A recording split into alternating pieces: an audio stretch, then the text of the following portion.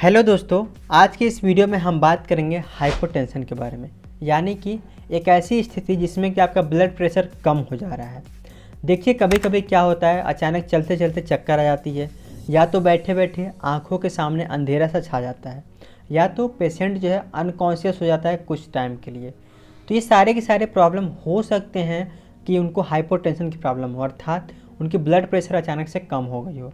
तो आज की इस वीडियो में हम जानेंगे हाइपोटेंशन क्या होता है, इसके होने के रीज़न क्या क्या होते हैं, और इसके साथ जो सिम्पटम क्या क्या शो होता है, और साथ ही साथ हम ये भी जानेंगे कि इसके ट्रीटमेंट के लिए हम कौन कौन सी मेडिसिन यूज़ करते हैं। देखिए, इसके पहले हम हाइपरटेंशन के बारे में बात कर चुके हैं, यानी कि ब्लड प्रेशर कैसे बढ़ता है और इसमें हम कौन कौन सी मेडिसिन देते हैं। तो नीचे डिस्क्रिप्शन बॉक्स में उस वीडियो का लिंक मिल जाएगा, अगर आप लोग देखना चाहें तो देख सकते हैं, क्या तो यहाँ आई बटन में भी दिख जाएगा, आप लोग वहाँ से चेकआउट कर सकते हैं। तो चलिए दोस्तों, वीडियो को शुरू करते हैं। देखिए, सबसे पहले हम समझते हैं कि ये हाइपोटेंशन होता क्या है। देखिए, हाइपोटेंशन बेसिकली क्या होता है, ब्लड प्रेशर का कम हो जाना। नॉर्मल जो ब्लड प्रेशर होता है इंसान के बॉडी में वो होता है 120/80 mmHg। लेकिन क्या होता है कि जो हाइपोटेंशन होता है उसमें ब्लड प्रेशर कम हो जाता है। 120 जो सिस्टोलिक ब्लड प्रेशर है, ऊपर वाले को हम सिस्टोलिक बोलते हैं ब्लड प्रेशर, और नीचे वाले को हम डायस्टोलिक ब्लड प्रेशर बोलते हैं। तो ये सिस्टोलिक ब्लड प्रेशर अगर मान लीजिए कि 90 हो जाता है और डायस्टोलिक ब्लड प्रेशर अचानक से जो है 60 हो जाता है, तो ये कंडीशन जो होता है वो कहलाती है हाइपोटेंशन की। इसमें क्या होता है, इसमें जो व्यक्ति को है बहुत बार चक्कर आने लगता है और बहुत सारे जो प्रॉब्लम अनकॉन्शियसनेस जो है वो महसूस होने लगती है। तो आमतौर पर स्फिग्मोमैनोमीटर से हम ब्लड प्रेशर को काउंट करते हैं। तो जब भी हम ब्लड प्रेशर के काउंट करते हैं तो क्या होता है कि जब भी ब्लड प्रेशर में सिस्टोलिक और डायस्टोलिक जो प्रेशर है आपका वो 90/60 mmHg से अगर नीचे आ जाता है तो उसमें क्या होता है, लोगों को ब्लड प्रेशर मतलब लो ब्लड प्रेशर कंसीडर किया जाता है। इस सिचुएशन में जो काफ़ी सारे जो है सिम्टम और देखने को मिलते हैं। तो सबसे पहले हम समझते हैं कि क्या क्या कारण हो सकते हैं ब्लड प्रेशर जो है कम होने का बॉडी में। देखिए, शारीरिक कमजोरी हो सकता है, मतलब अगर पेशेंट जो है शारीरिक रूप से कमज़ोर हो चुका है तो उसको ये प्रॉब्लम देखने को मिल सकती है, मतलब उसका ब्लड प्रेशर जो है वो कम रहता है। साथ ही साथ डिहाइड्रेशन तथा टाइम पर भोजन ना करना। मतलब क्या होता है, अगर बॉडी में डिहाइड्रेशन हो गया है, मतलब वो टाइम पर ना तो भोजन ले रहे हैं ना तो पानी पी रहे हैं, इससे मिनरल की कमी हो जा रही है बॉडी में। इसकी वजह से भी हाइपोटेंशन की समस्या देखने को मिलती है। अधिक फिजिकल तथा मेंटल लोड। क्या होता है, जब आप ज़्यादा काम करते हैं, अपने जो फिजिकल भी ज़्यादा कर रहे हैं और मेंटल भी ज़्यादा कर रहे हैं, तो एक बैलेंस नहीं बन पाता है जब बॉडी का, ठीक है, बॉडी के मैकेनिज्म का जब एक बैलेंस नहीं बन पाता है तो उस समय भी जब स्ट्रेस लेते वक्त भी क्या होता है, हाइपोटेंशन की समस्या हो जाती है और ब्लड प्रेशर डिक्रीज हो जाता है। साथ ही साथ अगर फास्टिंग बहुत ज़्यादा हो जाती है, देखिए फास्टिंग में क्या होता है कि बहुत ज़्यादा फास्टिंग हो जा रही है, इससे क्या हो रहा है, पूरा का पूरा बॉडी जो है डिहाइड्रेट हो जा रहा है। इसमें ना तो बॉडी को मिनरल मिल पा रहा है, ना तो इसको जो चाहिए वो प्रोटीन मिल पा रहा है टाइम पे। तो इसके लिए क्या होता है, फास्टिंग में एक रीज़न होता है जो कि आपके हाइपोटेंशन को मतलब हाइपोटेंशन की समस्या को लाता है। साथ ही साथ मानसिक आघात, मतलब मेंटल वीकनेस, मेंटल जो है मेंटल प्रेशर है किसी तरीके का, तो वो भी एक रीज़न हो सकता है हाइपोटेंशन का। इसके साथ ही एक्सक्यूसिव ब्लड लॉस। देखिए, कभी क्या होता है, जो चोट लग गई और बहुत ज़्यादा बॉडी से ब्लड बाहर निकल गया, तो बॉडी से ब्लड बाहर निकल जाता है तो वो एक क्या होता है, आपको एक समस्या होता है हाइपोटेंशन का। उसमें क्या होता है, बॉडी जो ब्लड प्रेशर है वो कम हो जाता है। साथ ही साथ अगर हम बात करें कि महिलाओं में ये समस्या देखने को मिलती है, अगर हैवी मेंस्ट्रुअल ब्लीडिंग हो गई है तो उसमें भी क्या होता है, उनका ब्लड प्रेशर डिक्रीज हो जाता है, जिसकी वजह से उनको अचानक से डिजीनेस हो जाना, नोजिया एंड वोमिटिंग की समस्याएँ जो देखने को मिलती हैं। इसके बाद अगर नेक्स्ट हम काज की बात करें तो होता है डायरिया अथवा कोलेरा की वजह से फ्लूइड लॉस। देखिए, डायरिया में और कोलेरा में क्या होता है, फ्लूइड लॉस बहुत ज़्यादा हो जाता है बॉडी का, तो फ्लूइड के साथ साथ जो है मिनरल भी बाहर आ जाते हैं, जिसकी वजह से ब्लड प्रेशर कम हो जाता है। और साथ ही साथ ब्लड प्रेशर में अगर हीमोग्लोबिन की कमी हो गई है तो वो इंडिकेट करता है कि आपके जो हीमोग्लोबिन की कमी हो जा रही है, तो क्या कहता है, ब्लड प्रेशर को डिक्रीज कर देता है आपकी बॉडी में। अब हम थोड़ा समझते हैं कि कितने टाइप के होते हैं। देखिए, वैसे तो 3 टाइप के होते हैं हाइपोटेंशन। एक जो टाइप होता है, पहला टाइप होता है सिम्पैटोमेटिक हाइपोटेंशन। मतलब क्या है कि सिम्पटम के अकॉर्डिंग जो आपको देखने को मिलता है, सिम्पटम के आधार जो है, आपने सिम्पटम देखा और फिर आपने डिसाइड किया हाँ ये हाइपोटेंशन हो गया। तो जनरली क्या होता है, ये एक्यूट और क्रोनिक हो सकता है। मतलब एक जो पहला जो स्टेज होता है वो एक्यूट, मतलब बहुत माइनर सा जो आपको प्रॉब्लम देखने को मिलेगा। अगर आपके सिम्पैटोमेटिक हाइपोटेंशन है तो बहुत जो है कम जो है आपका ब्लड प्रेशर डिक्रीज होगा। अगर एक क्रोनिक कंडीशन आ जा रही है तो इसमें क्या होगा, आपका ब्लड प्रेशर बहुत ही ज़्यादा लो हो जाएगा। इसमें आपको समस्याएं क्या क्या देखने को मिलती हैं सिम्पैटोमेटिक हाइपोटेंशन में। इसमें डिफ़िकल्ट इन ब्रीथिंग, यानी कि सांस नहीं ले पाते हैं लोग। पोलर स्किन, क्या क्या होता है, स्किन जो है पूरा का पूरा पीला पड़ जाता है। उसके बाद से स्वेटिंग, पसीना बहुत ज़्यादा आने लगता है। वीकनेस, कमजोरी बहुत ज़्यादा हो जाती है बॉडी में, जिसकी वजह से इनको डिजनेस यानी कि चक्कर सा आने लगता है, और साथ ही साथ आँखों के सामने अंधेरा भी छा जाता है। और कभी कभी क्या होता है, जब बहुत ज़्यादा क्रोनिक कंडीशन आ गई है, ब्लड प्रेशर बहुत ज़्यादा कम हो गया है, तो पेशेंट अनकॉन्शियस हो जाता है। अनकॉन्शियस स्थिति में क्या होता है, वो बहुत बार क्या होता है कि वो अपने बिस्तर से उठ भी नहीं पाता है और किसी को पहचान भी नहीं पाता है। तो ये बहुत ही क्रोनिक कंडीशन होती है। जनरली ऐसा होता नहीं है, लेकिन एक क्रोनिक कंडीशन में ये सिम्टम देखने को मिल सकते हैं। नेक्स्ट हम हाइपोटेंशन की बात करें तो उसका कोई विशेष रीज़न नहीं होता है।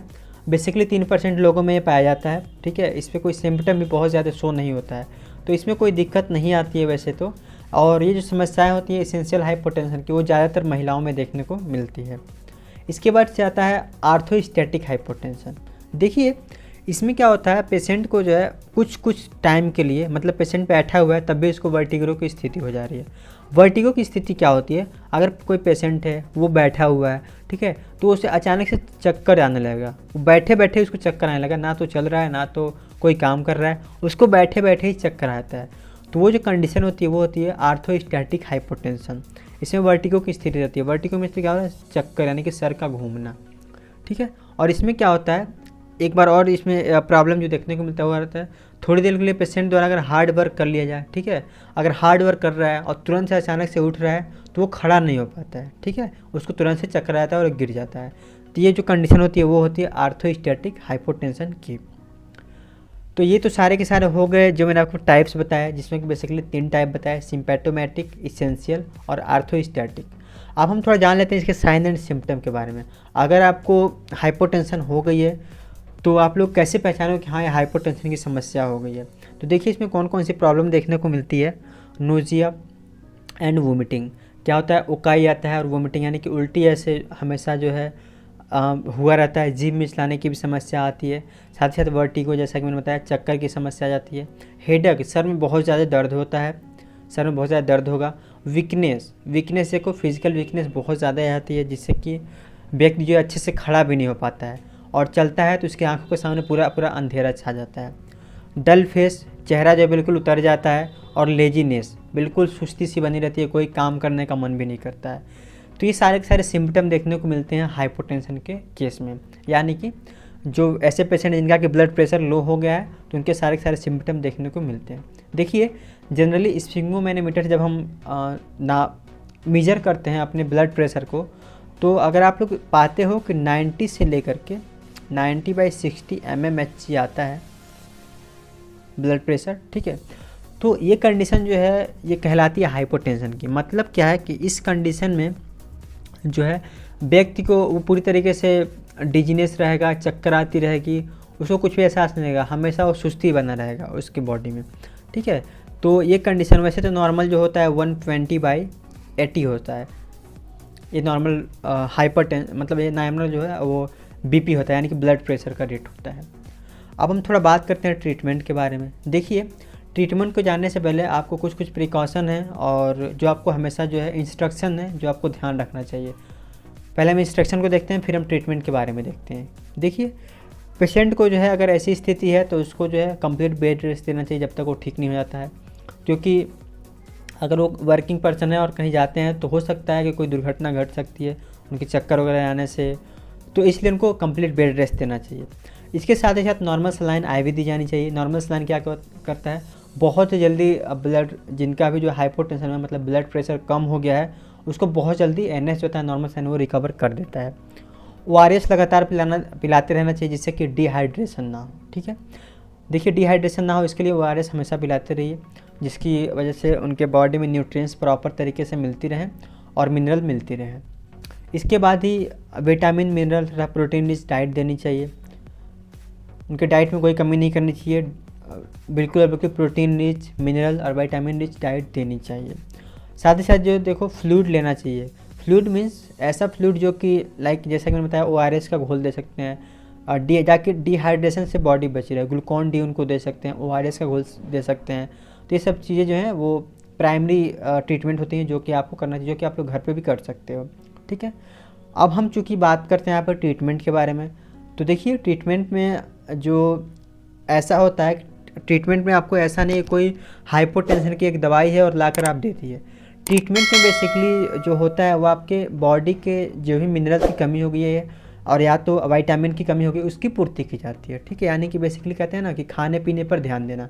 तो खाने पीने में जिस विटामिन की जो पूर्ति नहीं हो पा रही है, विटामिन अधूरी रह गई है, उसको पूरा करते हैं हम दवाओं के थ्रू। ठीक है, तो देखिए इसके हम कंडीशन में हम कौन कौन से सिरप यूज़ करते हैं। तो देखो विटकोफॉल के नाम से एक सिरप आता है जिसमें क्या होता है, फोलिक एसिड, साइनोकोबालामिन जिसको हम विटामिन B12 के नाम से जानते हैं, उसके बाद से nicotinamide, benzyl alcohol and phenyl, इसके अंदर पाया जाता है। ये सारे के सारे जो इंग्रेडिएंट होते हैं और ये सिरप है। ठीक है, तो ये देना चाहिए। इसको डॉक्टर जो रेकमेंड करते हैं वो करते हैं 2 चम्मच सुबह और 2 चम्मच शाम को, ये रिकमेंड किया जाता है। या तो आप लोग ऑस्ट्रिन सिरप दे सकते हैं जिसमें कि folic acid and cyanocobalamin, ferrous fumarate आता है। अब ये क्या करता है, अगर आयरन की कमी हो गई है आपकी ब्लड में तो उसको पूरा कर देता है, और साइनोकोबालामिन जो होता है वो आपके विटामिन को मेंटेन करने का काम करता है। इसके साथ साथ हम बेस्टोजाइम सिरप देते हैं। तो बेस्टोजाइम सिरप क्या करता है, आपके जो डाइजेस्टिव सिस्टम है उसको मेंटेन करता है, जिससे जो है आपका खाना जो है प्रॉपर तरीके से आपकी बॉडी में पचता रहे। ठीक है, और अगर आप लोग सिरप प्रीफर नहीं कर सकते हैं तो बेसिकली क्या होता है, इनको यूनिजाइम भी दी जाती है जिसकी वजह से उनका जो फंगल डाइस्टेड है या तो पीपेन है जो कि आपकी बॉडी में जो स्टमक में प्रॉब्लम हो रही है उसको सही करता है, जिससे कि आपका भोजन का पाचन बहुत अच्छे तरीके से होता है। साथ ही साथ इसके ट्रीटमेंट में जो होता है सिम्प्टोमेटिक ट्रीटमेंट दिया जाता है। सिम्प्टोमेटिक मीन्स सिम्पटम देखने के अकॉर्डिंग ट्रीटमेंट देना। अब जैसे मैंने आपको बताया पीछे कि इसमें क्या होता है, वोमिटिंग भी आ सकती है, नोज़िया भी हो सकता है, चक्कर भी आ सकता है। तो हम इसके लिए जो है सिम्पटोमेटिक ट्रीटमेंट देते हैं। जैसे अगर नोज़िया एंड वोमिटिंग हो रही है, नोज़िया एंड वोमिटिंग होने पे हम डोमपेरिडोन दे सकते हैं और रेंटेडिन दे सकते हैं। देखिए यहाँ पर बात ये नहीं हो रही है कि आप लोग को केवल एक ही टैबलेट देना है, रेंटेक डी। ठीक है, वैसे तो रेंटेक जो छोटा टैबलेट वो एसिलाक के नाम से आता है, लेकिन आपको यहाँ पर रेंटेक डी देना है, मतलब जिसमें डोमपेरिडोन भी हो और रेंटेडिन भी हो, तभी ये जो है अच्छे से काम करता है। केवल रेंटेडिन अगर आप लोग दोगे तो ये काम नहीं करेगा। ठीक है, तो आप लोग को ऐसा दवा लेना है जिसमें कि रेंटेडिन और डोमपेरिडोन हो, जिससे कि उनकी नोज़िया एंड वोमिटिंग ठीक हो जाए। साथ ही साथ इसमें हम टैबलेट देते हैं वो स्टेमेटिल एमडी देते हैं। स्टेमेटिल एमडी में क्या करता है, आपके जो चक्कर की प्रॉब्लम आ रही है उसको ये सही कर देता है। उसके बाद से हम अगर हेडेक हो रही है तो हेडेक के लिए हम डाइक्लोफेनेक एंड पैरासीटामॉल प्रीफर कर सकते हैं, जो कि जनरली यूज़ किया जाता है हेडेक में। और साथ ही साथ अगर हम बात करें कि अगर वर्टिगो की स्थिति आ रही है, मतलब कि बहुत ज़्यादा चक्कर आ रही है, सर घूम रहा है, तो उसमें हम स्टेमेटिल एमडी दे सकते हैं, जिसके अंतर्गत प्रोक्लोरपेराजिन पाया जाता है। ठीक है, जिसमें प्रोक्लोरपेराजिन पाया जाता है जो कि आपके दर्द को ठीक कर देता है। ठीक है, देखिए यहाँ पर मैंने ओंडानसेट्रॉन की जगह मैंने स्टेमेटिल एमडी बोल दिया था, ऐसा नहीं है। ओंडानसेट्रॉन की जगह जो है यहाँ पे आप लोग दे सकते हो। इसमें नाम से क्या आता है, इसका वोमिकाइंड के नाम से आता है। ठीक है, वोमिकाइंड MD4 के नाम से आता है, वोमिकाइंड MD4 के नाम से। तो आप लोग इसको प्रीफर कर सकते हो। और अगर वर्टिगो की यानी कि चक्कर की समस्या आ रही है तो आप लोग स्टेमेटिल एमडी दे सकते हो। तो ये सारे के सारे ट्रीटमेंट होते हैं जो कि हाइपोटेंशन यानी कि अगर ब्लड प्रेशर कम हो गया है किसी पेशेंट का या किसी नॉर्मल पर्सन का, तो आप लोग उनको ये दे सकते हैं। ये सारी इन्फॉर्मेशन थी। आई होप कि आपको वीडियो समझ में आया होगा। वीडियो समझ में आया हो तो चैनल को प्लीज़ सब्सक्राइब कीजिएगा, वीडियो को लाइक कीजिएगा, जिससे कि मुझे मोटिवेशन मिले आगे और भी वीडियो ऐसे बनाने के लिए। अगर आप कोई कमेंट है या क्वारीज है या तो आप लोग किसी और भी टॉपिक पे वीडियो चाहते हो तो आप लोग कमेंट बॉक्स में ज़रूर बताना। मैं अगली जो नेक्स्ट वीडियो होगी उसी टॉपिक पे लाने की पूरी कोशिश करूँगा। तो चलिए मिलेंगे ऐसे एक शानदार इन्फॉर्मेटिव वीडियो में। तब तक के लिए bye bye, take care, keep learning and keep exploring yourself, have a good day, thanks for watching this video, धन्यवाद।